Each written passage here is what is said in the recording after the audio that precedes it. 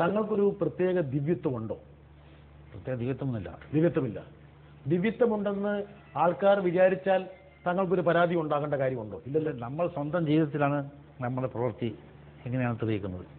അപ്പോൾ അതനുസരിച്ച് നാം മുന്നോട്ട് പോയാൽ എപ്പോഴും വിജയം ഉണ്ടായിരുന്നു. തങ്ങളൊന്ന് ഓതിക്കൊടുത്തു കഴിഞ്ഞാൽ രോഗശമനം ഉണ്ടാകുമോ? അങ്ങനെ ഞാൻ വിചാരിക്കുന്നില്ല. ആളുകൾക്ക് വിശ്വാസമുണ്ടായിരിക്കാം.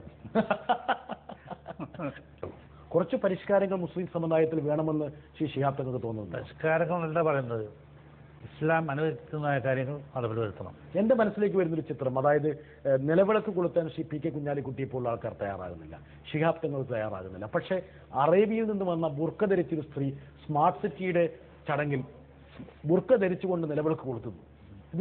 ഇത് തമ്മിലുള്ള വലിയൊരു അന്തരം. ഇവിടെ ഈ നിലവിളക്ക് കൊടുക്കുന്നത് എന്താണ് എന്ന് അവർക്കറിയില്ല, അതുകൊണ്ട് ചെയ്തത്. അവർക്കറിയാത്ത അവരുടെ അജ്ഞതയാണ്. നിലവിളക്ക് കൊടുക്കുന്നത് എന്താണ് എന്ന് അവർക്കറിയില്ല, അതുകൊണ്ട് ചെയ്തത്. അവർക്കറിയാത്ത അവരുടെ അജ്ഞതയാണ്. ഇവിടുത്തെ ജനങ്ങൾ എങ്ങനെ കാണുന്നു എന്ന് മനസ്സിലാക്കിയിട്ടില്ല. നിലവിളക്ക് കൊടുത്താൽ ഒരു മറ്റു സമുദായത്തിൻ്റെ ആചാരം നമ്മൾ തുടരുക എന്നുള്ളതാണ്. മനസ്സിലാക്കിയിട്ടില്ല. നിലവിളക്ക് കൊടുത്താൽ ഒരു മറ്റു സമുദായത്തിൻ്റെ ആചാരം നമ്മൾ തുടരുക എന്നുള്ളതാണ്.